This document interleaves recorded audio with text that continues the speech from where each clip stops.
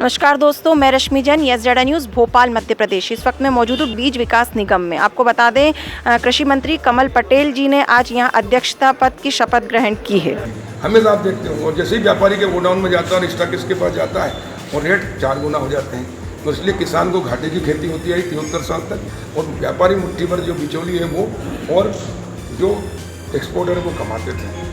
मोदी जी ने इस कानून में संशोधन कर दिया। मध्य प्रदेश के मुख्यमंत्री जी ने नेतृत्व हमने भी कृषि विभाग को मॉडल किया। एक व्यापारी पूरे देश में कहीं भी खरीदी कर सकता है, एक देश एक बाजार, और एक किसान अपना माल जहाँ उसको ज़्यादा रेट मिलेंगे वहाँ बेचेगा। जब खरीदार ज़्यादा होंगे, पैन कार्डधारी जो उपभोक्ता है, उपभोक्ता भी अभी बिचौलियों से, दुकानदार से डबल रेट में लेते हैं, तो किसान से सीधा वो लेगा तो उसको भी सस्ता मिलेगा, किसान को 2 पैसे ज़्यादा मिलेगा। तो बिचौलियों को हटाने का कानून नहीं है और उपभोक्ताओं को सस्ता और किसान को उसकी लाभकारी मूल्य दिलाने वाला कानून है, और इसलिए इस कानून का पूरे देश के लोग समर्थन कर रहे हैं। मैं जहाँ जहाँ गया, शादी विवाह में वहाँ चौपाल लगाई, मैंने किसानों से पूछा तो हाथ उठा के, कांग्रेस के जो प्रत्याशी थे वो भी हाथ उठा रहे, उनको पता ही नहीं, गुमराह कर रहे हैं विपक्षी लोग कि इससे बंद हो जाएगी मंडियाँ, MSP बंद हो जाएगी।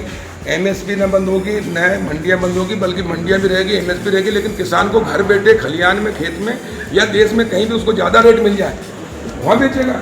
ये छूट मिली है और इसलिए किसान को लाभकारी मूल्य मिलेगा। कॉन्ट्रैक्ट खेती में ये है कि ये मेरा किसान है, ये अमर सिंह पटेल है। क्यों अमर सिंह जी, तुमने इस बार कितने एकड़ में मिर्ची लगाई, टमाटर लगाया, सही बताना। इस बार 30 एकड़ लगाया। क्या लगाया था?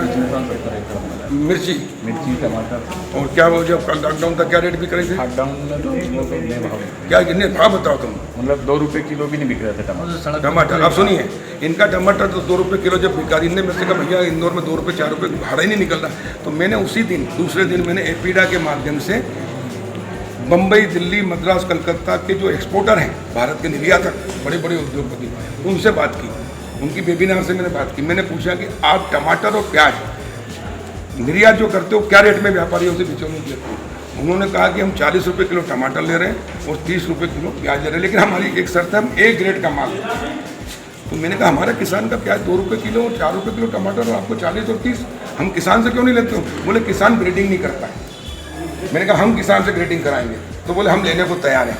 और इसके बाद मैंने तत्काल एपीडा के माध्यम से मीटिंग की थी। मैंने वाणिज्य मंत्री गोयल जी से बात की, पीयूष गोयल जी से, और मैंने पत्र लिखा कि मध्य प्रदेश में भी एपीडा का कार्यालय, क्षेत्रीय कार्यालय खुलना चाहिए, और उसके बाद उन्होंने स्वीकृति दी कि एपीडा का पहला देश में एपीडा का मध्य प्रदेश में खुलवाने में हम सफल हुए हैं, और मंडी बोर्ड में हमने उनको जगह दी। अभी मुख्यमंत्री जी से उनका अब एपीडा क्या करता है, हमारे किसान को ट्रेन करेगा, हमको निर्यातकों से, खुद निर्यातक बनाकर निर्यातकों से जोड़ेगा, और जो भी मध्य प्रदेश में किसान पैदा करता है वो बिचौलिए जो 4 के 40 कमाते थे वो किसान 40 कमाएगा, और सीधे एपीडा होगा, तो उससे किसान को 10 गुना आएगी। एक, और तीसरा जो था सीमा का, स्टॉक का, वो स्टॉक इसलिए सीमा थी कि पहले हमारे देश में सिंचित नहीं था एरिया, बाहर से आयात करना पड़ता था, और इसलिए लोगों को महंगा ना हो। अब क्योंकि अब माल खरीदने, माल की समस्या नहीं, बिक्री की समस्या, उत्पादन ज़्यादा हो गया, और इसलिए हमने स्टॉक के छोड़ दिए, और जितने खरीदार होंगे उतने रेट बढ़ेंगे। भाव रहता मांग और पूर्ति पे, मांग ज़्यादा है, पूर्ति कम है तो रेट बढ़ेंगे, और मांग कम है, पूर्ति ज़्यादा तो रेट घटेंगे,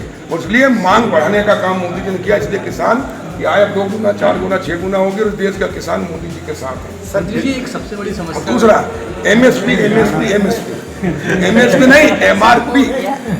किसान मेहनत करता है, अब ये टमाटर पैदा करते हैं, मैं व्यापारी हूँ, मैंने इनके 4 में लिया, मैंने 40 में बेच दिया, और ये उद्योगपति हैं, ये जो चिप्स लगा कर इसी किसान के बेटे को 300 रुपये कुंटल में बेच दें, तो इनको क्यों ना उद्योगपति बनाए। और इसलिए मोदी जी ने जो है ये स्वामित्व योजना देकर ये कानून संशोधन करके किसान को खेती भी करेगा, व्यापार भी करेगा, उसको बैंक से सीसी को भी उसका मकान की वैल्यू होगी, और उसके कारण वो उद्योगपति बनेगा, निर्यातक भी बनेगा। और अभी तक मुट्ठी भर लोग अरबपति खरबपति थे शहर के, अब गांव के लोग भी बड़ी संख्या में किसान करोड़पति बनेंगे और निर्यातक बनेंगे। सर, नकली बीज एक बड़ी समस्या थी, कांग्रेस के समय में भी हमने देखा था कि अभियान चलाए गए थे, वो समस्या अब तक खत्म नहीं हुई, अपने परिवार अब खत्म कर दूंगा। आज मैं चेयरमैन बनाऊँ, अब जो नकली बीज बेचेगा उसको जेल भेजूंगा, रासुका लगाऊंगा। सर आपसे जानना चाह रहे थे कि अब आपने पद ग्रहण किया है, तो अब कोई विशेष योजना क्या है? बताऊँ आपको, मैं जिस दिन मंत्री बना, तीसरे दिन मैंने बड़वा में 3 करोड़ का नकली मिर्ची का बीज पर छापा डलवाया, और उसको रासुका में अंदर करवाया, उस पर FIR करवाई। उसके बाद में हड़कंप मचा। इंदौर में भी मैंने कई बड़ी बड़ी कंपनियों पे FIR कराई। ये देश का दुर्भाग्य है, ये कांग्रेस की देन है, ये जो सिस्टम गड़बड़ है, करप्शन है, कांग्रेस भ्रष्टाचार की जननी है, कांग्रेस ही कह लो या भ्रष्टाचारी कह लो, एक ही बात है, एक दूसरे के विकल्प। सर बिल्कुल एक जो नकारात्मक भाव है अभी गांव में, सर कैसे आप अपनी बात के लिए अपने बिल का जो अच्छाई है वो कैसे पहुंचा? मैं अभी शादी में गया था खाते में, वहाँ बीजेपी का कार्यक्रम नहीं था, समाज का था, और मैं कार्यक्रम का मुख्य अतिथि था। कांग्रेस के जो विधायक के प्रत्याशी थे मिस्टर ओम पटेल,